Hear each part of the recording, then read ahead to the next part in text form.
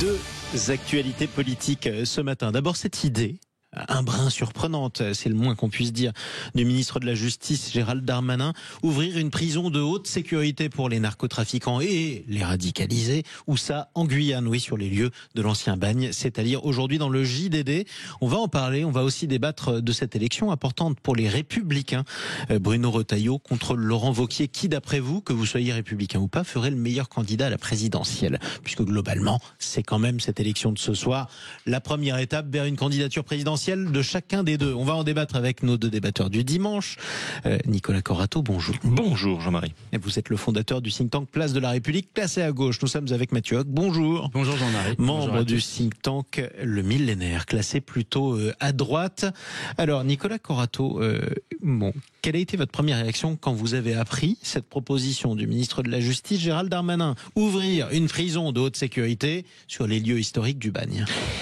Je me suis demandé s'il fallait encore réagir aux différentes annonces et idées des uns et des autres. On a eu Saint-Pierre-et-Miquelon, maintenant c'est le bagne de Cayenne. C'était Laurent Wauquiez qui voulait ouvrir une prison. J'imagine que Mayotte viendra immédiatement derrière. Ce que je veux dire par là, c'est que, comme dirait Jacques Chirac, c'est un peu la foire à la saucisse. C'est-à-dire qu'on a l'impression qu'il y a une surenchère sécuritaire dans ce gouvernement entre Monsieur Darmanin, plutôt classé du camp présidentiel, Monsieur Retailleau qui fait sa propre démarche, et Monsieur Wauquiez. Bref, moi je pense surtout à ce que ça veut dire et à l'absence de pensée sur le fond. Le fond est le sujet de la prison. L'idée sous-jacente à toutes ces annonces, c'est qu'il faudrait durcir les conditions de détention. Sous-entendu, la prison ce serait le Club Med, les détenus feraient absolument ce qu'ils veulent. Non, mais c'est ça qu'on entend derrière. Et donc, allons trouver des endroits absolument mais dissuasifs. Dissuasifs. Alors, d'abord, c'est très intéressant. Moi, je pense à nos auditeurs guyanais. Il y en a qui écoutent Sud Radio. C'est très au sud de la Guyane. Voilà. Oui. Et j'imagine nos auditeurs de Saint-Pierre-et-Miquelon, ce qu'ils pensent quand même de ce que ça veut dire lorsqu'un ministre depuis Paris dit, voilà, je vais créer des conditions dantesques. Alors, la Guyane, Saint-Pierre-et-Miquelon. Ça veut dire véritablement qu'on a une vision complètement coloniale de ces territoires. Ces ministres-là ont une vision du 19e siècle de la Guyane, de Saint-Pierre-et-Miquelon, de ces territoires qui méritent mieux que ces projets-là. J'ajoute une deuxième chose. Imaginez aujourd'hui que le sujet c'est de durcir les conditions de détention alors que la France est périodiquement condamnée par la Cour européenne des droits de l'homme sur nos conditions de détention, sur les conditions inhumaines de détention, sur la surpopulation carcérale. Là, vous ouvrez une nouvelle prison. C'est la même histoire, c'est la même histoire, c'est exactement la même histoire. Alors oui ou non, nos prisons sont-elles le Club Med? Moi je pense que quand on regarde les faits, les chiffres, les statistiques, les études, on peut répondre que non. Et je ne comprends pas ce débat qui est complètement lunaire, qui n'a aucun intérêt, qui est juste finalement l'idée de faire des coups de communication les uns après les autres. Et il faudrait qu'à un moment cette surenchère s'arrête et qu'on pense réellement et sérieusement au sujet. Sauf que Mathieu Hoc n'est pas d'accord. Non, je ne suis pas d'accord, mais donc il y a débat. Pardonnez-moi, Nicolas, je ne comprends pas. Vous dites effectivement la France est condamnée par la Cour européenne des droits de l'homme sur le manque de places de prison, donc et les conséquences de la surpopulation carcérale. Et là, les conditions de détention, y compris sanitaires, qui sont liées à la surpopulation carcérale. Pas qu'à la surpopulation. Et Gérald Darmanin propose de construire des places de prison. Donc je ne comprends pas du coup votre raisonnement. Vous êtes pour ou contre la construction de places de prison? Moi, je suis pas pour la réintégration du bagne. Ensuite, après, deuxième question, et je pense qu'il faut pas oublier un point, c'est que quand vous travaillez sur le trafic de drogue, comme l'a fait Gérald Darmanin, avec ses réussites et ses échecs, mais quand vous travaillez sur la question du trafic de drogue, vous savez, toute personne qui a travaillé dessus sait que dans les Outre-mer, que ce soit dans les Antilles ou en Guyane, il y a une problématique de narcotrafic très importante, voire plus importante qu'en métropole. Alors, Gérald Darmanin, lorsqu'il parle d'ouvrir cette prison, il ne pense pas qu'aux narcotrafiquants d'outre-mer. Parce qu'il y a deux sujets. Il y a un narcotrafic d'outre-mer avec effectivement le fait que toute la production, notamment de cocaïne dans les pays sud-américains, je termine, sud-américains, donc en Colombie ou au Pérou, est acheminée et transite depuis la métropole depuis l'Hexagone par la Guyane notamment, par ce qu'on appelle les mules. Et le deuxième sujet, et je reviens là-dessus, c'est ce que pense Gérald Darmanin, c'est avoir un effet dissuasif sur le narcotrafic et donc faire en sorte que l'on puisse éloigner du territoire hexagonal, donc de France hexagonale, les narcotrafiquants en France pour qu'ils ne puissent les éloigner de leur famille notamment, ou de leurs proches, et de leurs proches pour pas qu'il y ait de narcotrafic organisé depuis la prison, comme c'est le cas aujourd'hui. Vous voyez Mathieu, c'est intéressant ce que vous dites. Du narcotrafic en France donc en hexagone comme dans les Outre-mer. C'est intéressant ce que vous dites parce que vous parlez d'éloignement. Moi, je vais plus loin. Je pense que on reprend la vieille thématique de l'exil. Vous dites éloigner les détenus de leur famille. Vous savez que les détenus ont des droits. Non, mais vous savez que notamment l'idée d'exiler, l'idée d'éloigner des détenus de leurs proches, l'idée d'éloigner les détenus de leurs avocats. Parce qu'il ne faut pas oublier qu'un détenu, il a le droit à voir son avocat sur son lieu de détention. Et vous imaginez le détenu... Oui, non, mais il y a des avocats en Guyane, mais il y a des avocats aussi en Hexagone. Donc je trouve que cette idée d'exil... nous ramène quand même à l'imaginaire du bagne qui était sous-tendu par la même idéologie, c'est-à-dire éloigner le plus loin possible des personnes qu'on jugeait... Le narcotrafic est organisé en partie depuis la prison. C'est ça le sujet aujourd'hui. Vrai argument, vrai argument de Mathieu Hoc pour le coup, parce que oui, le narcotrafic continue à être organisé depuis l'intérieur des prisons françaises. C'est pas le Club Med malgré tout. C'est quand même aussi un lieu où la criminalité est aussi téléguidée. Ça, c'est le premier point. Et le deuxième point, il s'est passé quelque chose quand même il y a plusieurs semaines. Vous l'avez vu, des tentatives d'intimidation extrêmement graves sur des surveillants pénitentiaires venant de détenus, de proches de détenus qui dénonçaient la volonté de durcissement. C'est un peu une réponse de l'État. Qui est défié. Mathieu écoutez, je suis un peu étonné de cette réponse. J'avais dit Mathieu. Non, mais moi je vais répondre quand même. La réponse qui est donnée par le gouvernement, qui devrait être une réponse de donner des moyens à l'administration pénitentiaire, c'est au contraire d'aller créer une prison dans un territoire qui manque cruellement de moyens, qui manque de moyens judiciaires, qui manque de moyens. Mais il n'y en aura pas. Il n'y en aura pas. C'est de la com.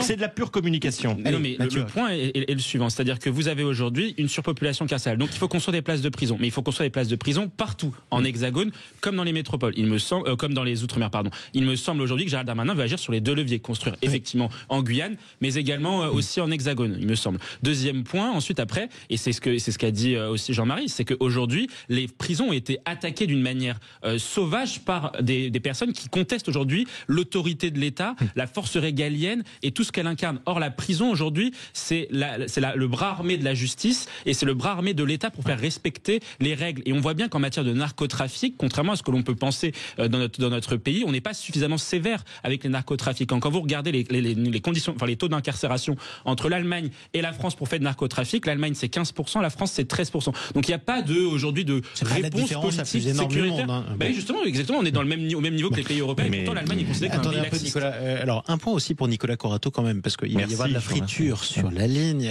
gouvernementale. Il y a quelques semaines, lorsque Laurent Wauquiez voulait créer une espèce de centre de rétention à Saint-Pierre-et-Miquelon, j'ai dit prison, c'était centre de rétention pour le coup, le ministre de l'Outre-mer avait réagi, Manuel Valls, et il avait dit, je cite, je m'en souviens très bien, le bagne, l'époque du bagne de Cayenne, c'est terminé et c'est tant mieux. Il ajoutait que c'était des méthodes de colons que de vouloir exiler des gens en Outre-mer. Est-ce que vous appelez dans ce cas-là Manuel Valls, si cette idée va à son terme, à quitter ce gouvernement? Moi, je souscris tout à fait à la réaction du ministre Valls. Oui. Alors, c'est pas la réaction à l'idée de Gérald Darmanin. Mais c'est une vision, qu'il réagisse à Saint-Pierre-et-Miquelon ou qu'il réagisse demain, je l'espère, à la Guyane, c'est la même vision. C'est une vision colonialiste de notre société. C'est une vision où la prison, finalement, ne sert qu'à sanctionner. Je dis simplement qu'aujourd'hui, il faut être clair avec vos auditeurs, on ne meurt pas en prison. On ne passe pas sa vie en prison.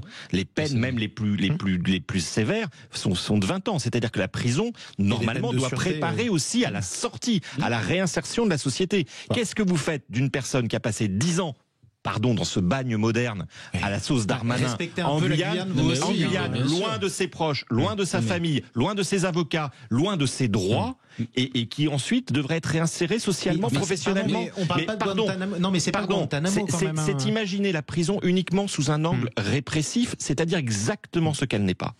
Non, mais alors, pour clore ce débat-là sur ce sujet, en un mot, Mathieu. En un mot, et ça fera la transition avec l'autre sujet. En France, quand on est une personne de droite aujourd'hui, qu'on soit Gérald Darmanin ou Bruno Retailleau ou Laurent Wauquiez, et sur la question des OQTF, pour le coup. Exactement. Quand vous faites une proposition audacieuse qui sort un peu des sentiers battus, c'est audacieux, toute la gauche morale, même les centristes, vous tombent dessus en vous disant, à l'époque c'était le général de Gaulle, c'était un dictateur, Jacques Chirac c'était facho Chirac, Nicolas Sarkozy c'était un raciste. Il y avait une de Libération qui disait, est-ce que Nicolas Nicolas Sarkozy était un raciste, Laurent Wauquiez est un Trumpiste, Bruno Retailleau est un raciste, etc. On a le droit de dire que c'est de la com aussi, sans être qualifié de membre de la gauche morale. On peut aussi se dire que ces personnes-là travaillent sur les sujets depuis longtemps. Gérald Darmanin travaille sur le narcotrafic depuis au moins 2019 et qu'en l'occurrence, il cartographie aujourd'hui ce qu'est le narcotrafic et que, pour le coup, les habitants des Outre-mer sur cette proposition-là, je pense, sont davantage favorables sur la ligne de Gérald Darmanin. Depuis 2019, ça fait 5 ans que Gérald Darmanin travaille sur le narcotrafic, on voit les résultats. Qu'il travaille autrement qu'avec ses conseillers de communication. Les résultats, c'est un autre sujet. Mais qu'à Mayotte, qu'en Guyane, on demande on construit des places de prison, c'est quelque chose qui est attendu, me semble-t-il, par les habitants. Eh ben, il faudrait leur poser la question aux habitants, aux Guyanais, aux Mahorais. J'aimerais bien qu'on leur pose la question. Je pense que les Mahorais, actuellement, ils attendent autre chose que la construction d'une prison sur leur territoire. Les Mahorais votent pour Marine Le Pen. Ils votent pour justement plus de moyens sécuritaires. J'ai dit une personne à la fois. Que vous soyez d'accord ou pas, il faut qu'on puisse comprendre ce que vous dites. Sinon, on ne comprend pas pourquoi vous n'êtes pas d'accord. Allez, parlons maintenant de l'élection des Républicains. En un mot, très bref, effectivement. Qui, pour vous, Nicolas Corato, ferait le meilleur candidat à la présidentielle? Est-ce que c'est Laurent Wauquiez ou Bruno Retailleau? Alors d'abord, en introduction, j'avais prévu de vous dire, mais je ne peux pas le faire, qu'on n'allait pas consacrer 100% de notre débat du dimanche matin à un parti qui a fait 5% aux législatives. Ceci étant dit, ça fait quand même 50% pour un parti qui a fait 5%. Je dirais que peu importe, parce que ce parti, de toute façon, alors c'était dans le Parisien, il y avait un ministre non cité qui disait que le futur élu, serait le jockey d'un cheval mort. Mais pour reprendre cette image, c'est un ministre cité anonymement dans le Parisien aujourd'hui en France dit Wauquiez et Retailleau sont deux jockeys sur un cheval mort. Voilà. Alors ça fait deux sur un cheval, c'est encore pire. Non, ce que je veux dire par là, c'est que vu de l'extérieur, j'imagine que ça passionne les gens à l'intérieur. Vu de l'extérieur, le choix est indifférent, puisque de toute façon, on a deux personnalités qui sont à peu près d'accord sur tout, c'est-à-dire arrimer idéologiquement le bateau des Républicains, du parti des Républicains, à l'idéologie, à la plateforme idéologique de l'extrême droite. Donc, à partir du moment où cet arbitrage politique a été pesé, que ce soit l'un ou que ce soit l'autre, ce sera le même résultat, c'est-à-dire finalement un parti qui aura perdu sa souveraineté et qu'il sera finalement arrimé soit à l'extrême droite idéologiquement, soit sous la pression et sous le chantage de la dissolution de M. Macron. Donc finalement, c'est un parti qui est en train de se dissoudre politiquement, quel que soit le dirigeant qui sera élu ce soir à 18h. Avant la réponse de Mathieu Hoc, un bémol quand même, Nicolas Corato, à l'époque, en 2017, où la gauche avait quasiment disparu de l'Assemblée nationale, vous étiez bien content qu'on continue à parler de la gauche, même si le score était devenu famélique à cette époque. Donc on peut aussi continuer à parler des Républicains, c'est historiquement on a le droit, bien sûr. Voilà, c'est ce que on peut même parler d'Éric Ciotti aussi, parce que finalement, quitte à parler des minoritaires, allons jusqu'au bout. Non, mais je suis pas forcément d'accord avec ce que vous dites sur le fait que le parti est en train de se dissoudre. La question, c'est que le parti est face à la croisée des chemins. Nous, on a sorti une étude dessus cette semaine. Ça veut dire la même chose. Non, du tout. Non, mais ça veut dire que vous avez des choix stratégiques. Oui, vous avez des choix stratégiques. On est d'accord. Laissez-lui le mot de la fin tranquillement. Je ne souscris pas à ce que vous venez de dire. En fait, nous, on reprend en gros quels ont été les décrochages électoraux d'un parti qui, quand même, en 2007 faisait 20%. Donc, c'est quand même fort de café qu'un socialiste qui a fait moins de 5%. Non, mettez pas une couche, je viens de le dire. Voilà. Donc, voilà. Bon. Ensuite, quels ont été les décrochages électoraux? 40% de l'électorat de François Fillon est parti durablement vers Emmanuel Macron. Seul lors des élections régionales de 2021, cet électorat de droite avait été revenu. Là, il y a une première stratégie, c'est comment faire aujourd'hui pour faire ramener ces gens-là. C'est plutôt ce que veut faire Bruno Retailleau, c'est de se dire, et c'est ce que nous on a appelé la stratégie Giscard d'Estaing, les Républicains vont peut-être devoir être obligés de faire une alliance avec Édouard Philippe, de recréer une sorte de UMP avec donc RPR UDF, et donc de se dire que vous êtes sûr de faire rêver les électeurs avec ce genre de slogan? Non, mais en tout cas, j'essaye d'analyser tel que c'est. Donc, pour premier chemin. Deuxième chemin, avec beaucoup de difficultés. Deuxième chemin, et je terminerai dessus, on ne pourra pas tout développer, mais le deuxième chemin, c'est la stratégie de Laurent Wauquiez, c'est effectivement d'aller peut-être chercher les électeurs du Rassemblement national, parce que le deuxième décrochage, c'est qu'il y a 35% des électeurs de François Fillon qui votent durablement pour le Rassemblement national ou pour Reconquête. Et ça fait quand même des gens à qui il faut parler, et qui justement peuvent porter une candidature des Républicains au second tour. Pour conclure, et en un mot, oui ou non, est-ce que celui qui va perdre l'élection ce soir, que ce soit Laurent Wauquiez ou Bruno Retailleau, doit dire adieu pour vous à la présidentielle, quel qu'il soit? Oui ou non? Oui, ça dépend du score. Ça dépend du score. Si le score est ténu, pas forcément, mais effectivement, les adhérents des Républicains aujourd'hui vont voter probablement pour le candidat à la présidentielle et peut-être même pour un des futurs présidents de la République. On se doute de la réponse de Nicolas Corato. C'est pourquoi on va le remercier directement. Je rappelle, tout le monde va se présenter ce soir. Ils sont tous candidats de toute façon. Ce scrutin n'a aucun intérêt. On verra ce que donnera la fumée bleue.